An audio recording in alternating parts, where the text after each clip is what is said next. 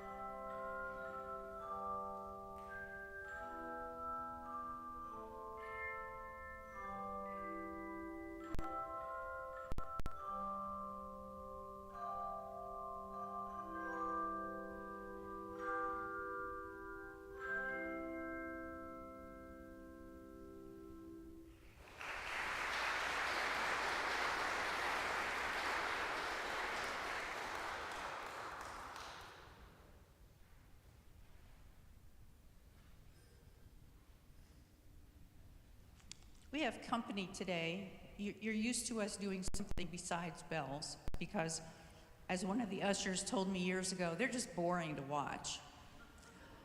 Which I suppose if you're not really into bells is probably true. We just stand there, we ring.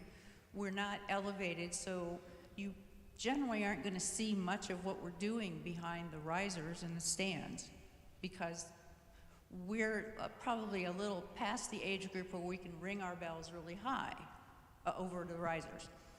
Maybe we'll choreograph for you in the next year, but not this time, okay? So we used to bring in Sisters in Harmony. They did a program with us. We did that for several years. In the beginning, we brought other bell choirs in, and at one point we rang here with 8 octaves of bells, which for a bell ringer was just like, oh, you know, there's nothing better. But now we're bringing in younger talent. Okay, so we have 2 trumpeters. One I'm related to, so I'm not going to introduce her. No, that's not true. Carrie Helms is a senior at Williston Middle High School, and Hannah Britt Piot graduated from Williston last year and is a freshman at, I was going to ask you where? Florida State. How could I forget that? Anyway, they've worked up some trumpet duets arranged by Lloyd Larson that are not only challenging for them, but they were challenging for me. So we're going to switch over to trumpet at the moment, and we'll be back over, give these gals a rest.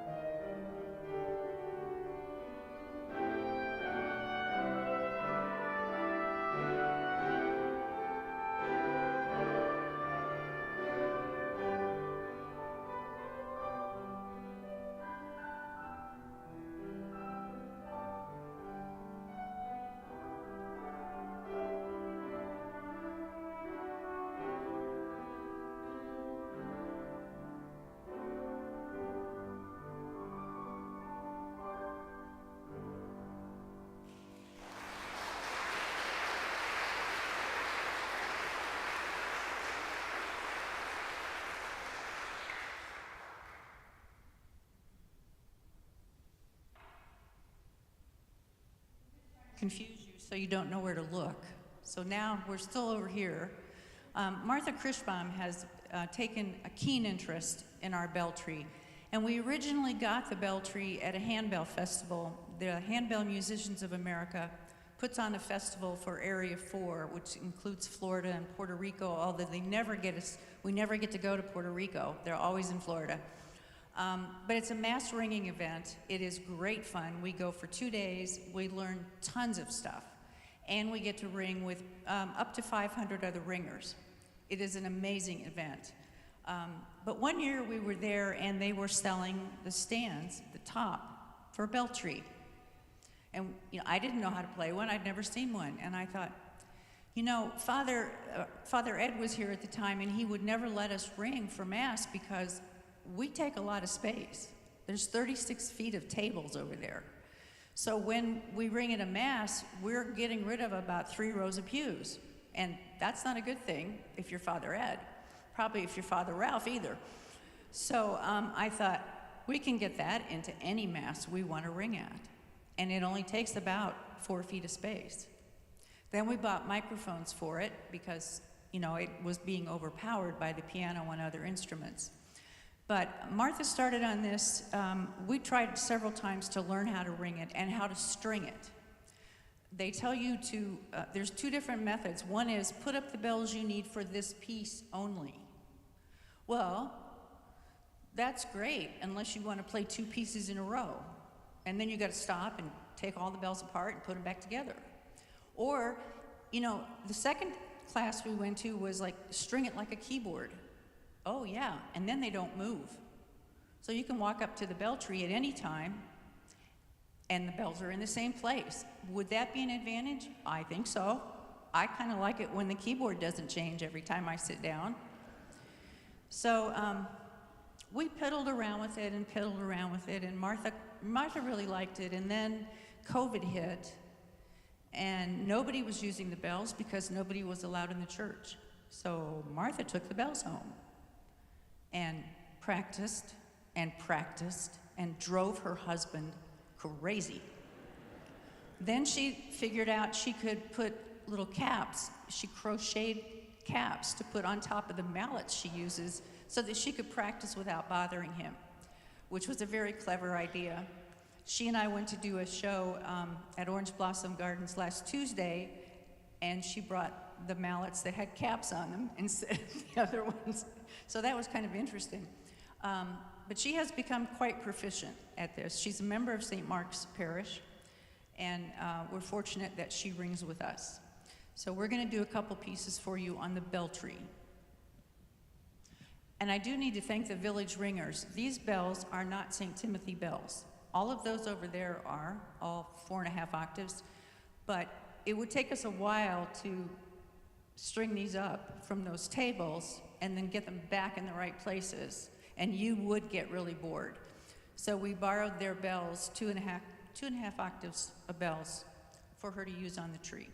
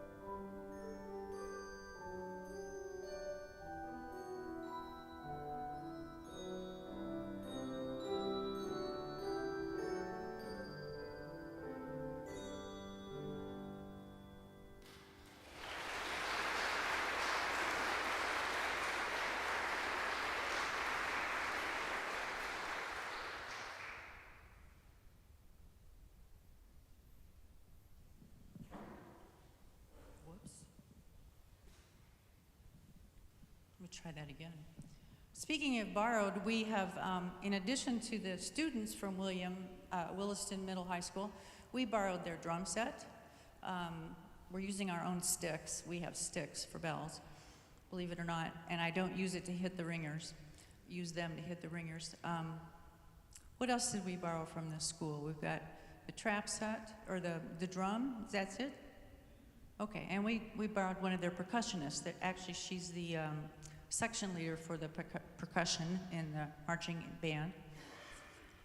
But Mr. Davis has a wonderful program there.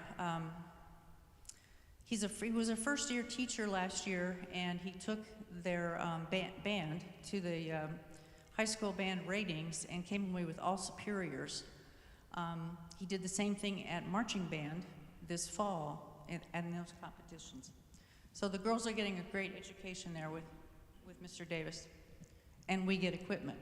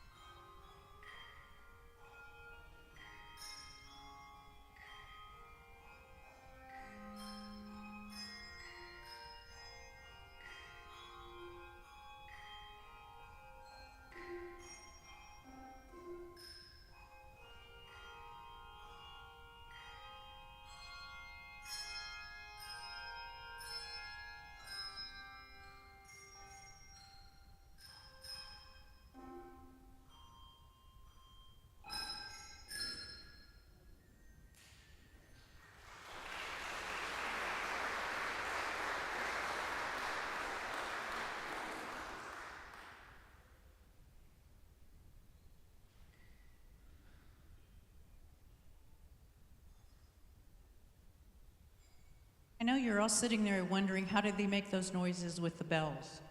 Those didn't sound like bells. Robert, I think this is where we have the music scores, right? Am I in the right spot, perhaps? Maybe, maybe not? Yes. We had these last year, but I didn't blow them up, so they were really hard to see. But we're still rebuilding this bell choir from after COVID, from that long pause and no rehearsals. We rehearse year-round. We found that if we stopped in May and started again in September, we had to start from scratch almost. We didn't remember anything, you know, part of the age group, I guess. So we rehearse all year. And we brought new ringers in. We lost some people during COVID, some moved back home. There were just a number of reasons where we needed to replace ringers, and that is not an easy job. I know they make it look simple. They just, you know, stand there and ring. What's the big deal? So I wanted to show you what their music looks like compared to other music. This is a trumpet score for O Holy Night. We have one gal who used to be a trumpeter and thought, sure, I'll ring bells, that'll be great. Well, that's what she's used to looking at, okay? You see how it's a single line, one note at a time? Doesn't look too bad, does it?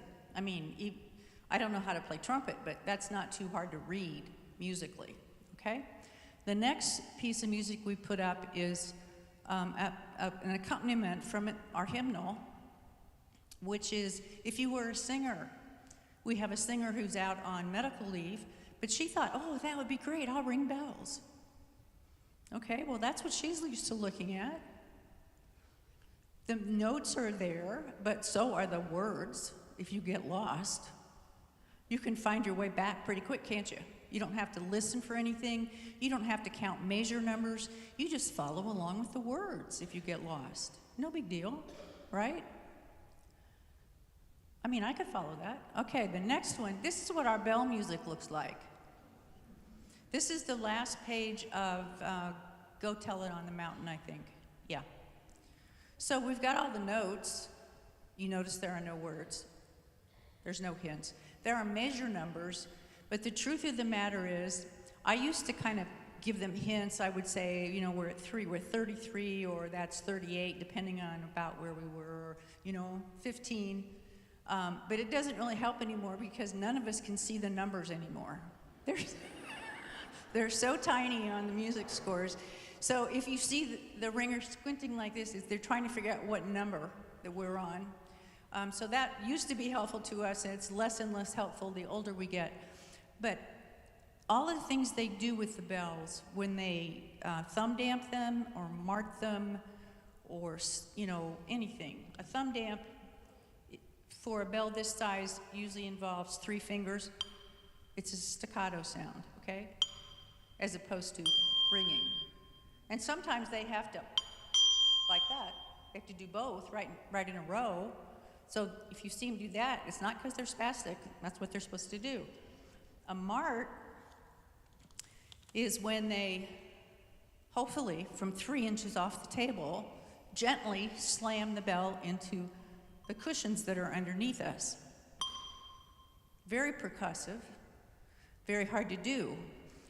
And if you don't see, it's marked by a little triangle in the musical score, a little tiny triangle. They don't tell you ahead, mart is coming. They just put it over the note you're supposed to mart on. So if you see a ringer suddenly go, she forgot the mart is coming up, okay, and dive bombed. Dive bombing is bad.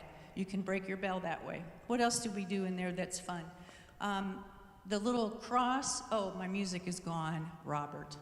The little cross in the bass line, those running eighth notes, there's a cross and a dot. That means mallet. The cross means hit it with a mallet. The dot means hit it with a mallet while it's on the table.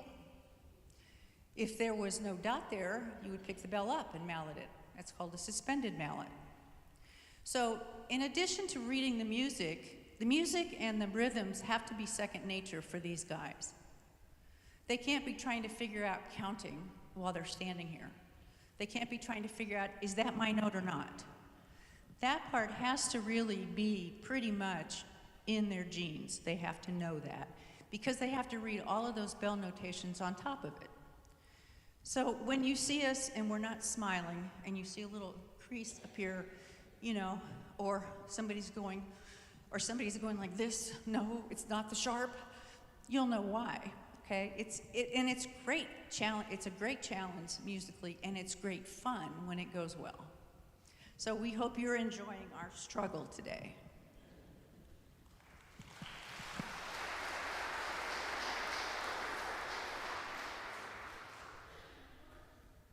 If you're ready to sign up, just let me know, okay?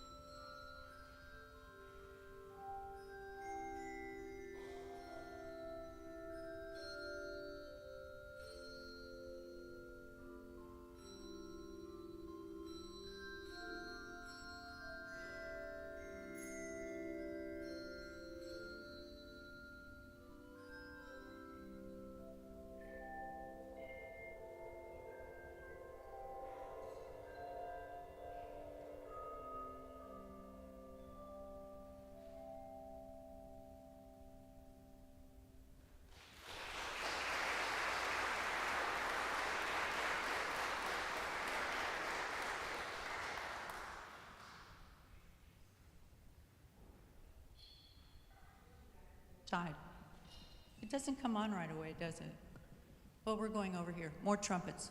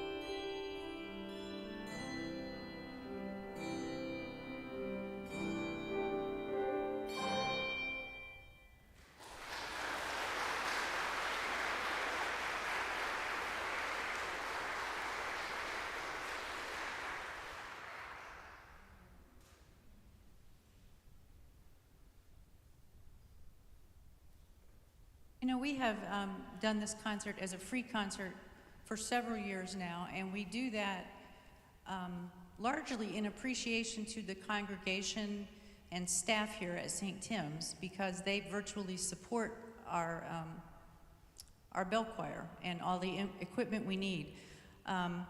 We're not cheap. We're just not cheap. We couldn't charge you enough to support the bell choir. The little teensy bells, would one of you guys show one of our 7 bells? We bought about an octave of these, and they're about $200 each. Little tiny thing, I mean, really. The big bells run $900 and up, which is why we don't have very many big bells. We bought big chimes instead. Kathy, yeah. They're very awkward to ring because they're large, but they're such a wonderful sound. You want to do that one more time? So they're fun. We really need to get a case to put them in so she can mallet them properly, but that's another probably $800 or $1,200. So the congregation virtually does support us, and so does the staff here. When we ring, it's really a pain in the neck for maintenance because they have to take chairs out and pews out and put up tables and then put them all back. We rang at the 6 p.m. last night, so we had to have everything ready for the 7 a.m. Mass this morning. So Doug didn't get to go home till I don't know when. We left at 7:30 and he wasn't finished yet. And he said he was going to hide. I said, where are you going to be during the concert? But I see him. He's back there. Our maintenance staff just does a great job for us. They set up our tables. And so does the guy in the booth who's wearing a funny sweater or shirt and necklace today. I hope you don't see him. He'll put you in the holiday spirit, but oh my, not subtle at all. But he has 4 kids, so I guess. But I say to Robert, I said, this is what we're doing. And he says, fine, no problem. And then I say, oh, and gee, I made a mistake and I need to change it. Oh, oops. 20 minutes before the concert today, I was sending him a note saying, Robert, you know how I said the trumpets are going to play this? I was wrong again. It's not that, it's this. And he will make an adjustment. He does a wonderful job for us. Prior to Robert and prior to COVID, we didn't have live streaming. So now you don't even have to come to the church to hear us. Or we can go home and hear ourselves, which is a treat for us. We can go and critique our own performance. What fun. But the ringers that used to be here that aren't anymore, they can come, they can watch us on live stream and go, we used to play better than that. So it's really a benefit, and we didn't have that prior to COVID. There were a few good things COVID brought us, and live streaming was one of them. But our hats off to Robert and the good care he takes of the bell choir.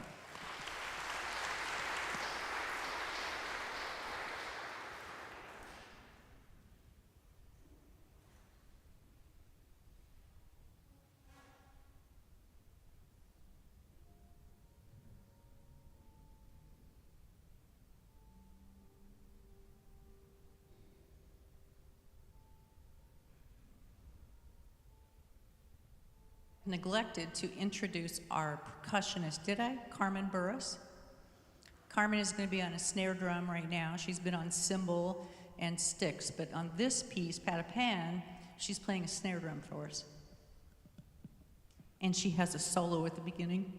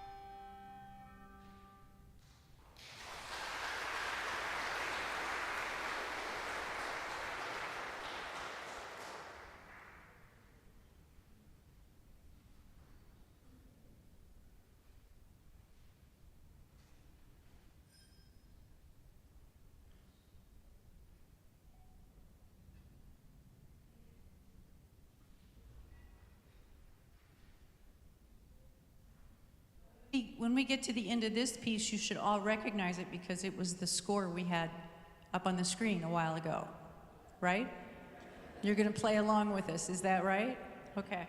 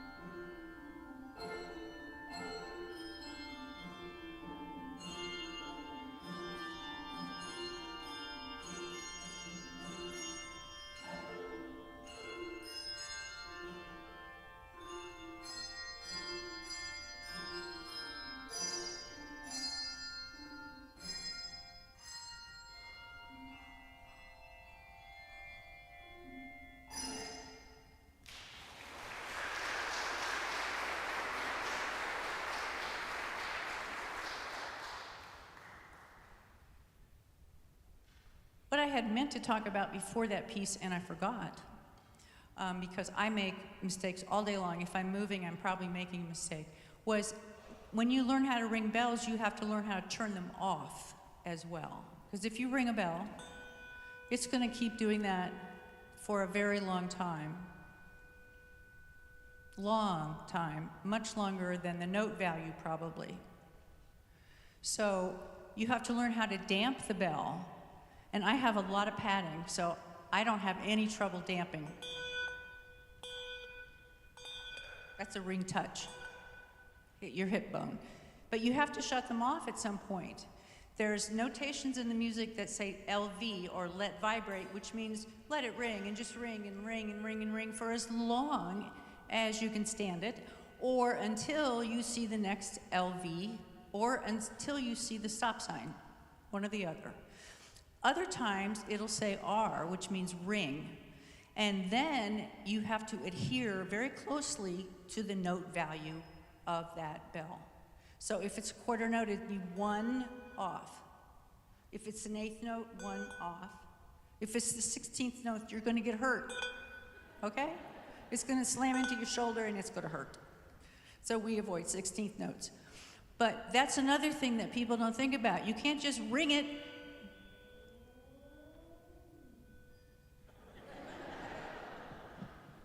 You have to shut them off too. And it's called damping. And I know that every now and then somebody's walking through church when we're rehearsing and I'm going, damp, damp. And they all think, oh my.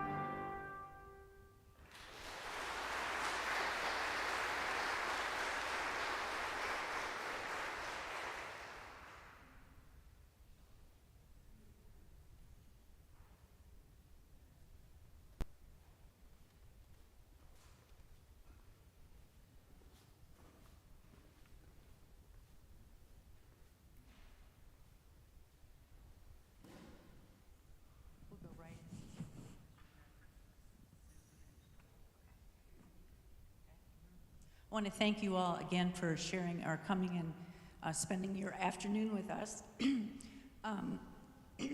There's a lot of gift giving this time of year, and music is in several ways a gift by itself. Some people are given musical talent as a gift, and they use it or not. Some do, many do. But the important thing is that they give it to someone else and not keep it for themselves. And so in this concert, our gift to you is the music that we create as a group and as ensembles, and we hope it adds to your Christmas.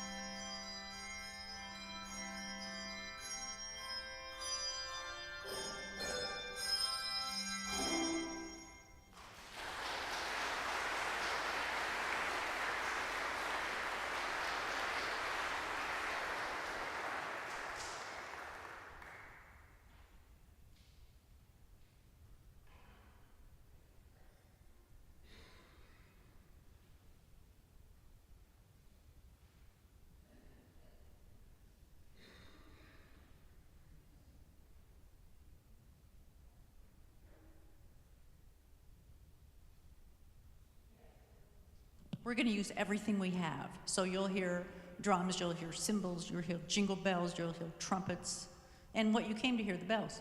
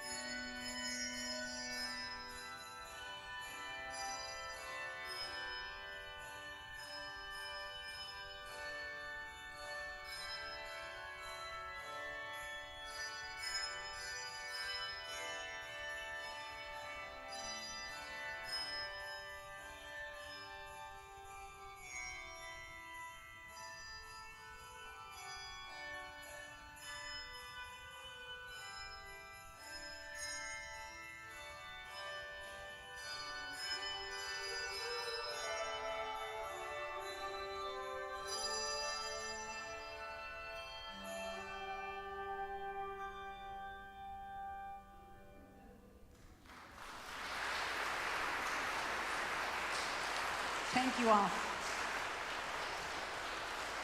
That's it.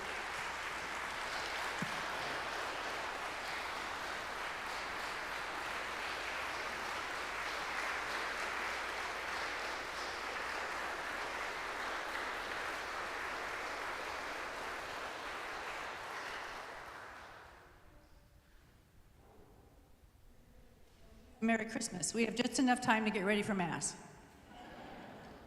But thank you all for coming. We'll see you next year.